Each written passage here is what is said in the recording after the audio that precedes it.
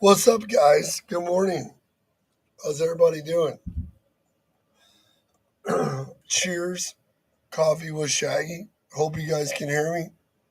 What's up? Hope everybody had a really good weekend. Got a little sunburn. Hope you did. How's everybody doing this morning? How's everybody waking up and getting grooving?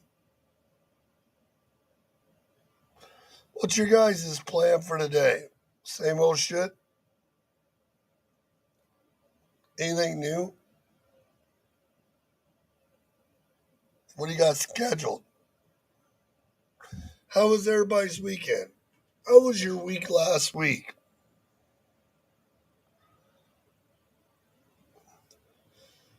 Last week was kind of exciting and exhilarating for us to watch our teams kind of form. Compliance companies getting a little more organized. Isaiah says just over the weekend, highway robbery if you have reefer issues. What's that mean? Like breakdowns? Does that mean freight? Does that mean the markets? Is that the rain? Is that the heat? The volumes? Isaiah says moving freight. That's a big thing. This morning, we need flatbeds. We need flatbeds in North Carolina, around Franklinton, and around South Carolina. And we just need carriers in general. It's a crazy thing. Like, as soon as I get off this video, I'll be joining Isaiah and Dan and William and whoever else is in there working. And we got to move freight. Oh, shit, yeah. $400 an hour to work on reefers is fucking insane. What happened to? I don't understand. That goes back to repairs, everybody else justifying their cost of operations, and then passing down expenses with a market that doesn't justify. It's crazy right now. There's things that you just can't do. Like, you can do the best maintenance in the world. You can keep up the best equipment. But the things you can't do sometimes is make owner operators and make drivers and make breakdowns understand our plan. You know what I mean?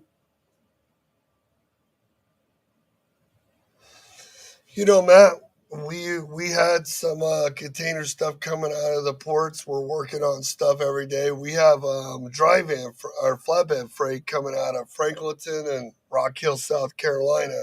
We have 2 loads a day, and then we have 3 loads on another one, and we're getting ready to get more projects. He does kill reefers, man. That it's when it's hot like this, reefers and tires, you know, running like crazy. I get it. So, what all you guys have going on? Like, I know we come on all the time and talk about this, but it's Monday. I know with me, I've been doing lots of phone calls with James, and I just started doing a bunch. But it's amazing with me having a brokerage now. We're really close to getting our credit score with Isaiah and them moving freight. And, it takes time getting factory companies to approve you, getting people to approve you. And it's crazy right now. Like, we're calling carriers, and between the dispatching services just wanting to cover anything to cover their trucks, and the people that can't communicate when you call, and then the other 35% that won't answer the phone unless you get lucky, that would use your freight because it's consistent. So if I'm a broker calling people and there's no communication, it's like one and done. You can't communicate at all because it's a third party, and all they care about is the highest dollar, no relationship. Or the carriers that you really need to get a hold of that would want your product, they're not answering. It's voicemail. Like literally, you got to text a guy on the phone. Yo, I was trying to call you to offer you dedicated freight to get them to call back because they need to understand who's actually calling them. You know what I mean? I can't see all the names on here. We got 15 loads. We got 15 loads out of the Midwest. Hard defense carriers to commit to 18-month rate. They'd rather play the market. Why is that though? Is it the rate?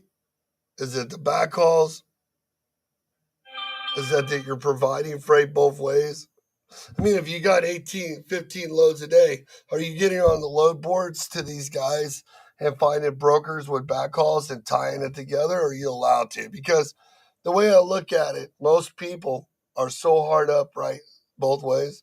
Yeah, because most people are so hard up right now that they only think one way. They're trying to make as much as they can. They don't think about getting back. We're calling them all day long. Very small percentage is looking for volume. Why is that? Why is that? Why have we got to the age of trucking where we don't network, we don't build relationships, and it's almost like a golden art or a lost like a new day, a new thing where you have to use a dispatching service. You think that is no common sense? Drivers can't work together.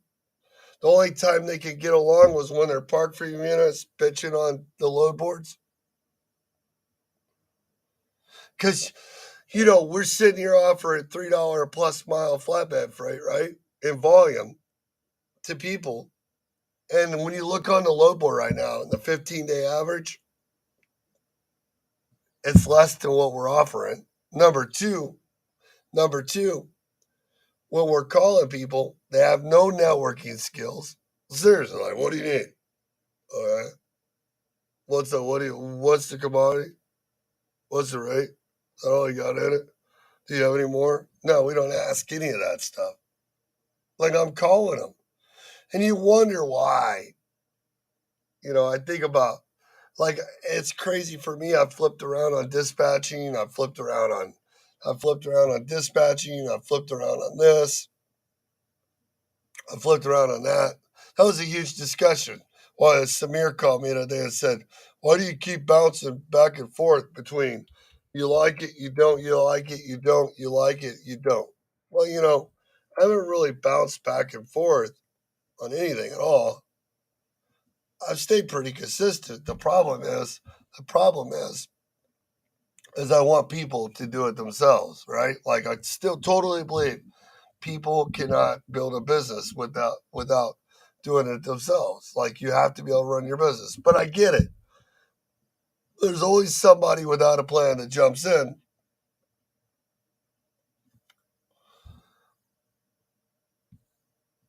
Lane pays 2,800.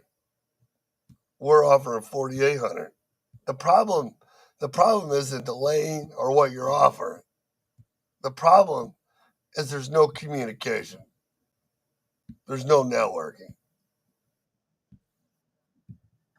There comes Frank. I love having Frank in the morning. What's up, Frank? What Frank, up?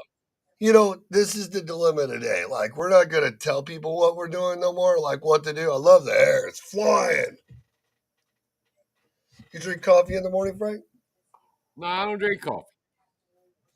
I figured that. It's self motivated, energized, and ready to go. Well, I don't drink coffee. I just take drugs. I take a handful of drugs every morning. Good to go. I got You know, you're talking about these carriers that don't want to. That's our business model. Has been for 20 years. We use the exact same carriers all the time. We don't use load boards. right. But finding the carriers, right? So we got e carrier check, right? We got carrier 401. We got the good old networking where you just go and bang out, call people you know, try to if you can find them, right? Yeah. So, Frank, in our dry freight, now in our dedicated freight, our tanker freight, it's all power only, and it's year round. It's 7 days a week, 365 days a year. Um, so it's kind of a different animal. But in the dry freight that we do, what Frank like, and he's always done this ever since he started brokering years ago. He'll use a low board to get in touch with some people. how? Now it's he carrier check. He'll just book a load. Right. But this is the problem. So well, that's why I wanted to. I was glad you come on this morning because on Friday, there was 6 of us in a room, right? You know my team.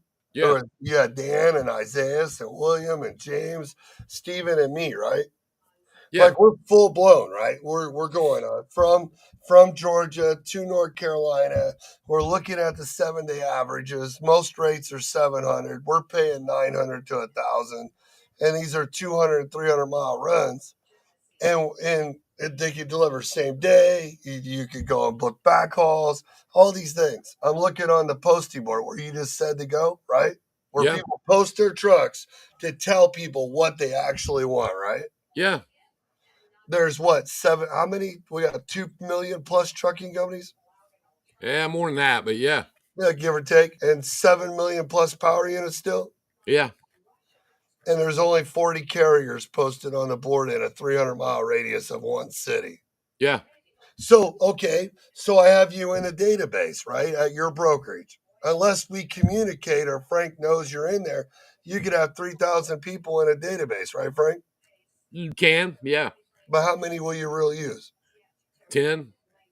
So if those people in the database don't want to be on Frank Jr. or your top 10 list to get in when there's an opening or vice versa, and they're not calling you or letting you know or posting that they're available on a regular basis, how the fuck are you going to know who to call when you need them to offer it?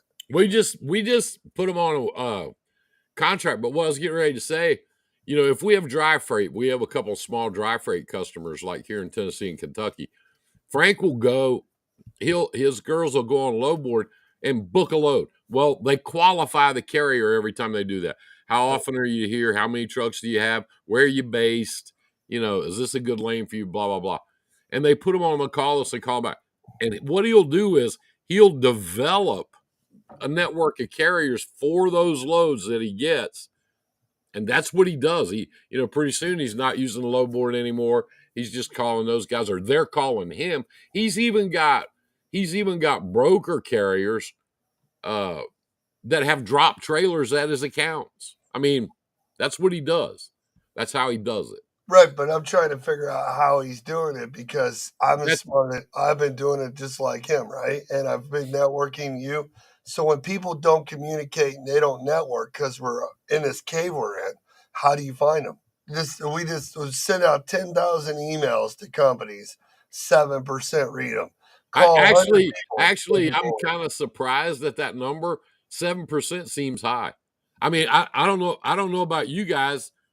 But when I get up in the mornings, like just a while ago, I got up and had my breakfast and stuff and hung out a little bit. I sit down, turn on my computer. If I've got a bunch of emails on it, if I don't know you, I just delete it. I get it. You Okay, know, so then emails out of it because everybody from every country in the world's emailing these guys, right? yeah. From dispatching to this to that, so they're congested, and their phones are being blown up at text blast too. So how in this market, with everybody bitching all over Facebook, is the communication so bad? I don't know. Do you think there might be other factors? Like for instance, your MC's pretty new. You think that might be a factor? Could be. I think on the load board when we're posting Yeah, for people to call us, I think yeah, one thing, a lot of the guys that we're calling when it gets to the factoring company part, we're not even getting that far. Like the yeah, 3 carriers I picked up on Friday, the ones that are established in business already, didn't even yeah, care if we were new or not. yeah. Yeah, but Seriously. but It's but getting them we on the we've talked phone, about right? there's so much fraud going on right now, and people are even Congress is starting to look at the fraud going on, It is. and there's so many people getting stiff for this and stiff. I got to wonder if that's if that's a factor. Our MC number is 50 years old. I mean, It's we're weird though. You call a big trucking company with freight like Landstar, and they'll approve you, but a little guy won't. right, right. Isn't that Little the guys are craziest scared. thing? Yeah. So if They you're scared with no plan and you don't network, how will you survive when all the major brokers that supply the new guys and the dispatching services are suddenly changing to 6 months and a year to eliminate fraud? yeah, Because most bad brokers that are frauding and dispatching, they won't make it 6 months. no, they won't. No, about three, So what do three you right do? there. Like besides, do you just keep banging out calls every day and fighting the grind? It depends on the lane. No, we're not in a position to take a lot. We're not in a position to do business with people that have a lot of bad lanes. We're not. We don't want to do that. It takes way too many man hours, way too much time, to get it booked and cover it with people. And it's just honestly, it takes up so much time. It creates more problems than it's worth to us. To Do you us. do you think That's just me. I mean, so? other brokers might be different, but typically, if we don't want to haul it on our trucks, we try not to book it for the brokerage either, because it's harder to sell. People want much higher rates than what shippers want to give you right now, and we And just don't. their volumes are played where they don't have to. Yeah, yeah. Well, you So think about it. There was a port I just think somewhere. there's multiple reasons that you're running into that brick wall, and I get it. I mean, I understand, but and the only thing I know how to do, uh, I don't load any more companies that are new and have zero inspections. There you go. There you go. So you think like for example, you think like and Melissa made her comment. Oh, I'm not going to get into our conversation we had the other day about politics, but you look right now, whether you're on one side of the fence or whatever fence you're on, 1 out of 6 families in America, like I seen, was poverty, right? Yeah. Well, think about the trucking business. Oh It yeah. would take 10 Oh yeah. trucking companies right now for the confusion between double brokering, load board sucking, not knowing how to post a network, and the fusion to our brain about double brokering and just take a load dispatching, this whole want it now. You think that's the biggest problem of keeping the lights on right now? Yeah, and I think that's part of it. But I also think that these guys, we talk about those guys over in uh Thomas Terry. Good morning. We talk about these guys, over around Charles Bundy's area, and those guys that are doing well and buying trucks and adding trucks and all that stuff. Those guys have customers, regular customers that they use all the time. They also have they also have I don't know how you want to say it, regular brokers that they load through too that are customers of theirs. There's some companies, there's some shippers out there that have a 3PL agreement or a load agreement with some third party guys. Call them a broker if you want to. It's this 3PL broker, it's all the same. But if you get their freight, you're gonna go through a 3PL. And these guys get it, they understand it, and they're fine with that. I mean, Ricky's had relationships with two different brokers for years and years and years. Same lanes, good rates, you know, and it works for everybody. And So I once you think get one, in order to build that, you've just got to, we qualify every carrier we talk to. Where are you from? What's a good lane for you? How many trucks you got? That kind of, how often are you here every week? That kind of thing. And if you find a guy that wants to do that, it's great for them too, because they don't have to sit around all morning playing around on DAT and the load boards looking for a load. All they got to do is call Shaggy, and it's there. They got it, or they'll know before they leave home what they're going to pick up to come back. They but how already do know you that. do that whenever like 50% of the what probably what percent, I don't know what percent of the load board what percent of the load board actually has the megas on it. I'm sure it's the most, and the other 50% is probably, I'm sure 30% is new people that want to do it right, and the other 30% is people that want to fuck you over. Yeah. 50% don't care.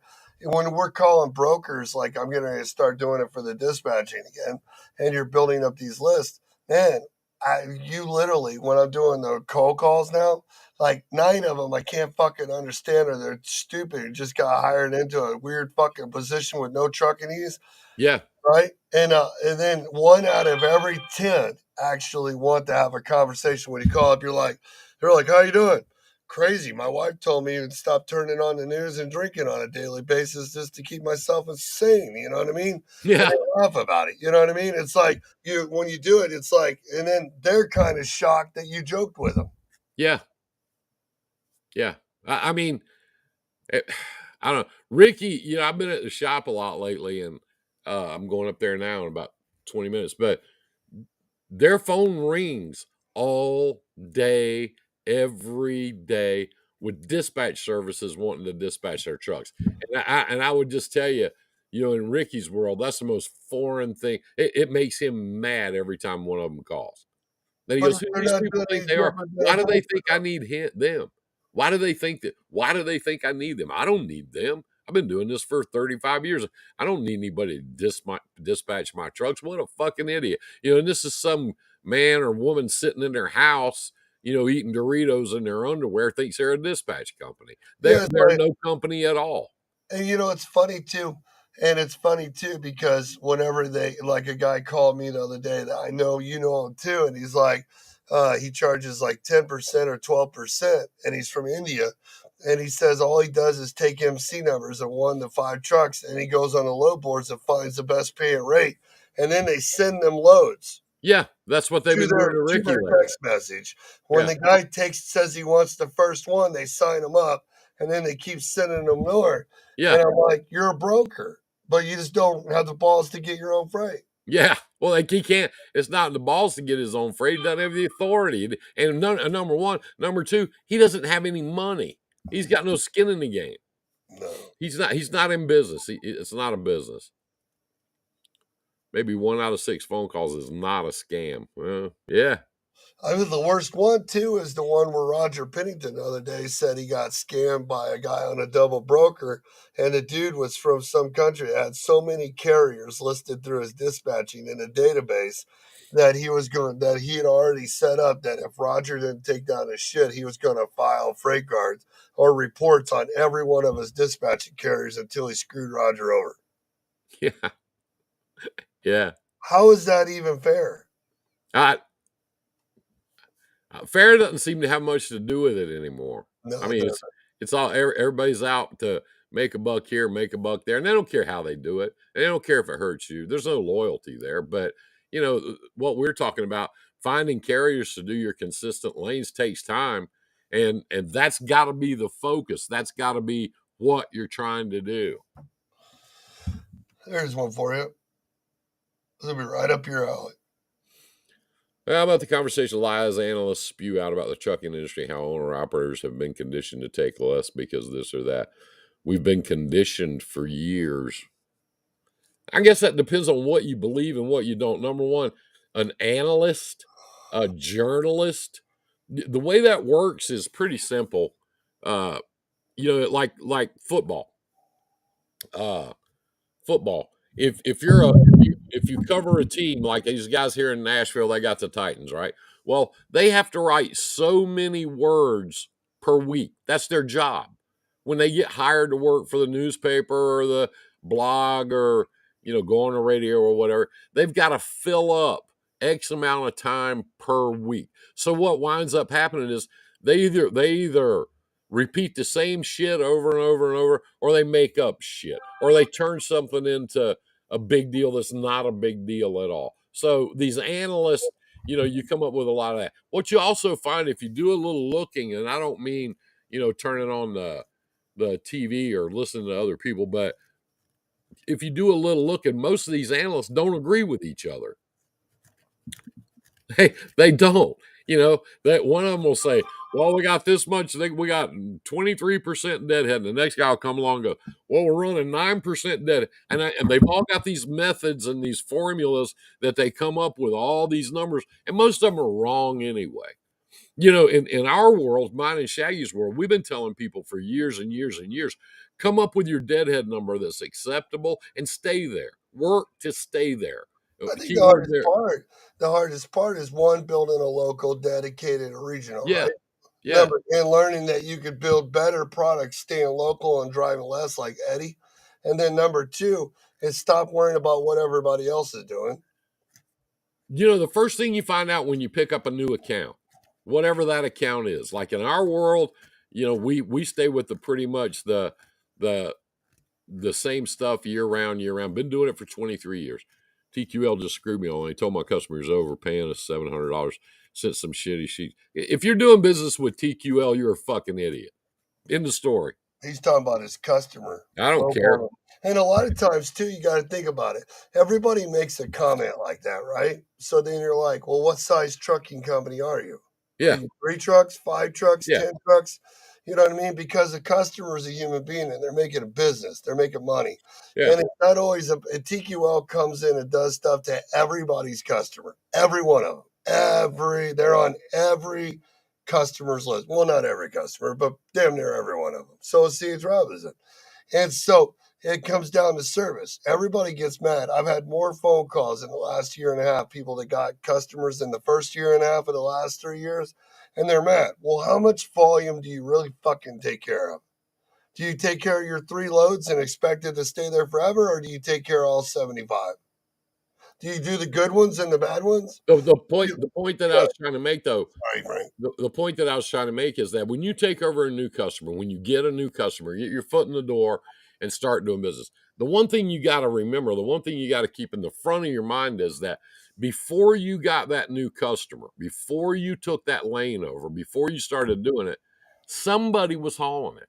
There was already somebody there. Unless it's a brand new lane with a brand new customer, and there are very few of those, then somebody's already doing it. And when you go in there, what we do, in our world, what we do is we find out who's been hauling it and call them. There you go. Okay, for instance, ain't nothing gone down at Stores Straight Shippers Contract Freight. Biggest part hasn't changed. For instance, just because more trucks rates go down, I haul for probably one of the smallest food shippers in America, U.S. I've gotten raises this year.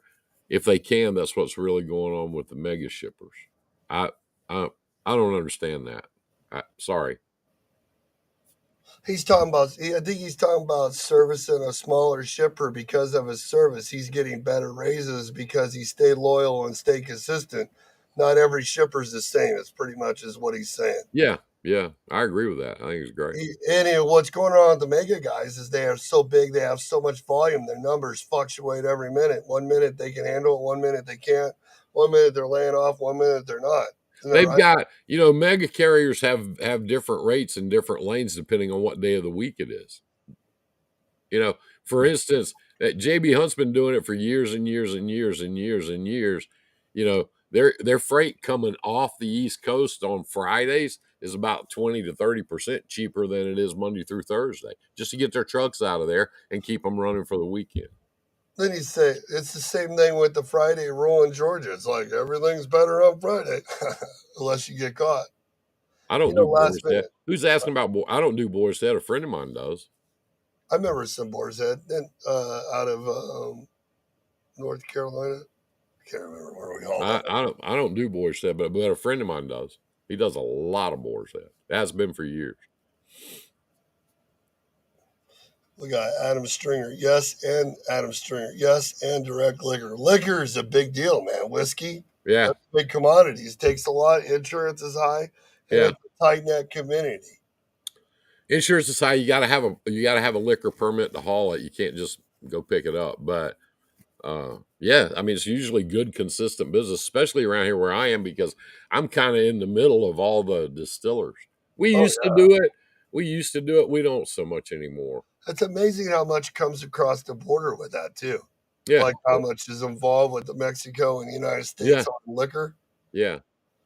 Well, Crowley, the maritime company down in Jacksonville that I've had a relationship with for years and years and years. They have a fleet of tankers, and they bring all these tankers and tankers and tankers full of rum out of Puerto Rico every week. It's crazy. Yeah, The whole point of this week is how can people start communicating better to build it? Because everybody's in a gloomy spot. We're back to that brick wall, right? yeah. Everybody, no one, food prices are high. Fucking no one can trust the government. We're all confused as hell. This one person's this way, this person's that way. The get rich jumping in scheme isn't there no more. No, It's gone. no, it's It's not there. back to running a business and networking and building relationships and learning what we were talking about, adding to what me, you, and Charles were talking about, building the niche, And finding two, something to work. and something you preach all the time, maybe a little different twist on it. Diversify. Like one Yeah. of our friends, one of our mutual friends, over at Team Husky, they stopped doing dry freight and refrigerated freight and switched back over into doing cattle like they used to do before. Number one, it pays a lot better. Number two, it's always there. And number three, they like it. So they went from doing a lot, and they had some good customers, dry freight and refrigerated, but they shut all that down and went back to hauling cattle. And there's a guy over in East Tennessee now. I tell you what, he's got 12 trucks. He hauls boats, and that's very specialized. He has special trailers and all I that. ran into a guy like that from He, Indiana. He's yeah, rocking and rolling. he hauls boats, and he's making a killing. He also hauls cows. He also hauls a couple of loads of specialized freight on drop decks. But this guy, I mean, he's not just sitting there all day, every day, trying to do the exact same thing. It, And all but I know, he goes out there and he goes where the business is, and but I he's know doing a guy well. that hauls bricks up here and makes a living. But other people say it sucks. But he hauls bricks every day. He picks up in the morning, delivers up, picks up another load, comes back, and he does 2 loads a week for 2 different people and does it every week. Yeah, What's wrong with that? nothing. So why are we so caught up that we have to be OTR and chase the world? We can't network and build a product and work with these people locally. I, well, the first thing you got to do is convince them to get out of the rut that they're in and do the damn thing, and that's hard to do. That's It hard. is. It is. Everybody wants it now. Making the Yeah, phone yeah. calls, building the Now, how is it spreadsheets. $5 a mile? Those days, when the spot market was like that 2 years ago, that was an oddity. That was an anomaly. That doesn't happen very often, and when it does, it only lasts for a little while. Then it goes away. Now, if you went out and overpaid for a truck and overpaid for a trailer, and you got 2,000 a month in insurance, and you got this and you got that, and your wife wants a new Denali, good luck.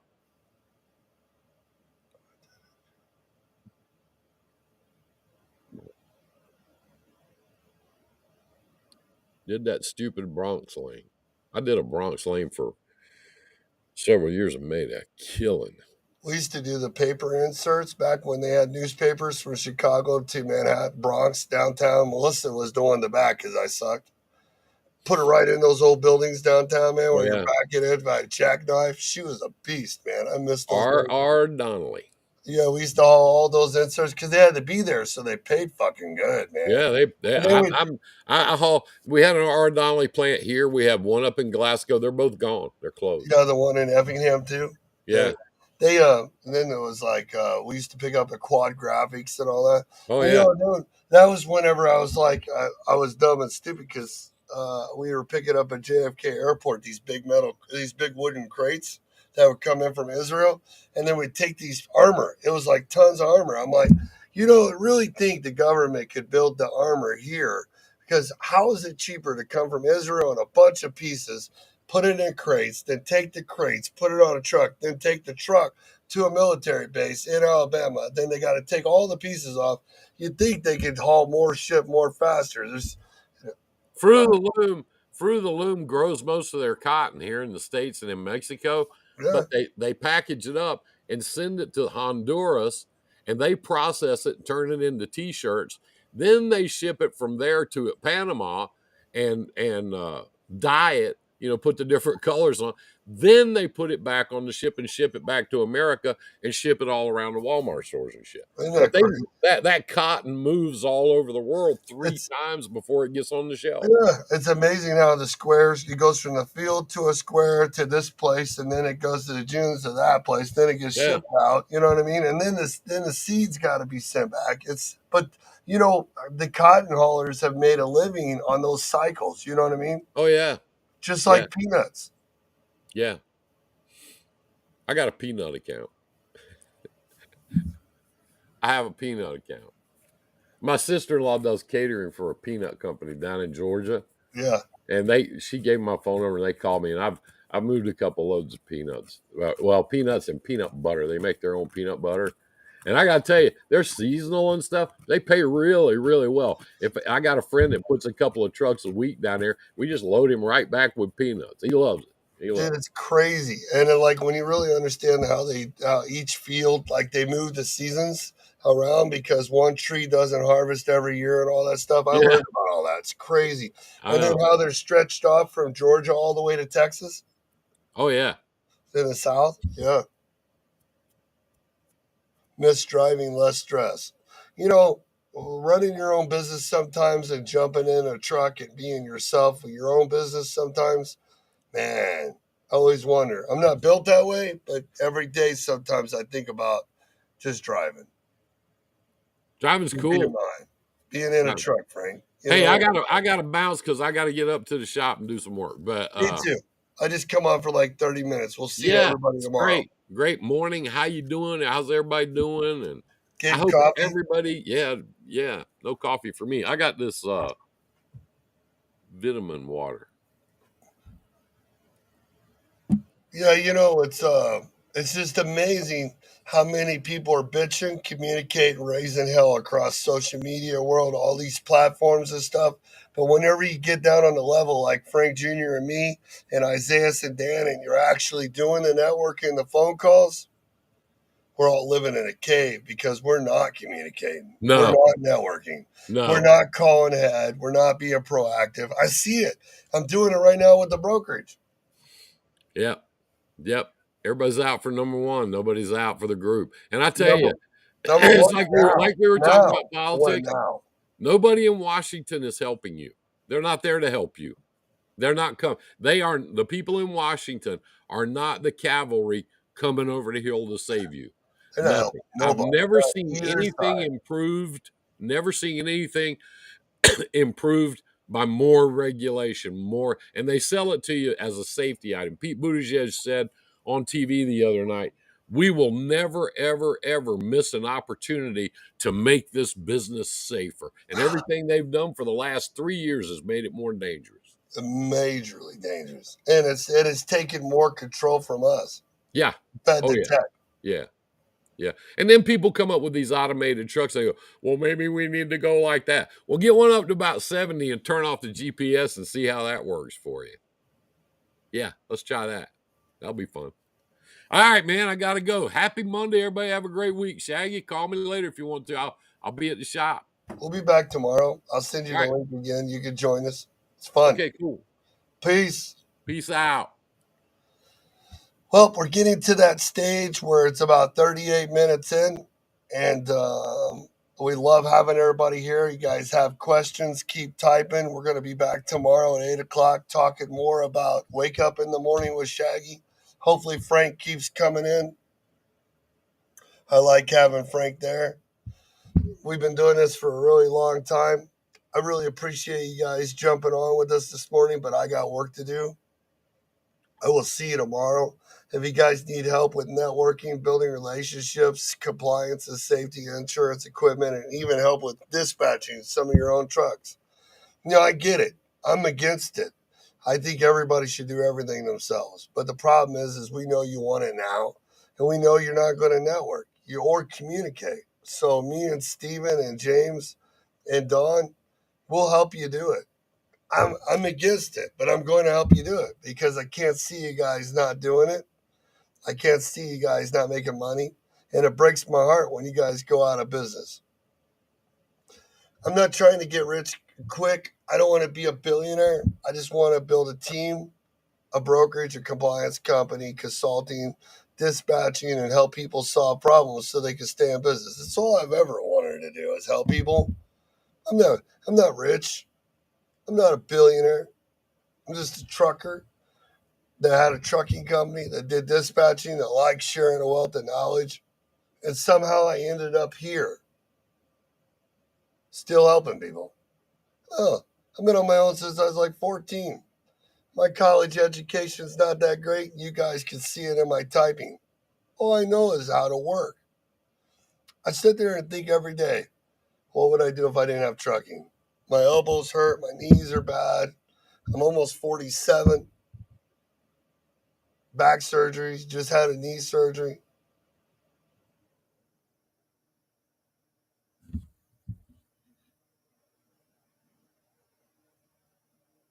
We got it. We will.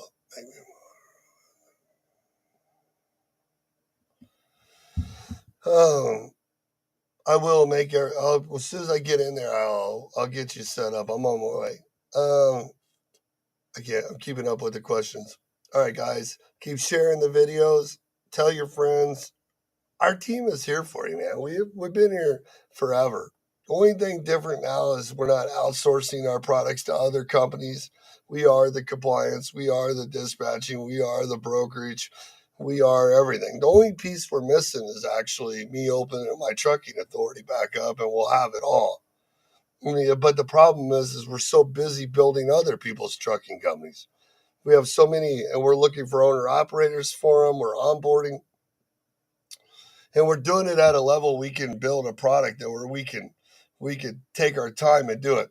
You know, I could go borrow money. I could get loans and all kinds of stuff to speed up the process, finish my websites.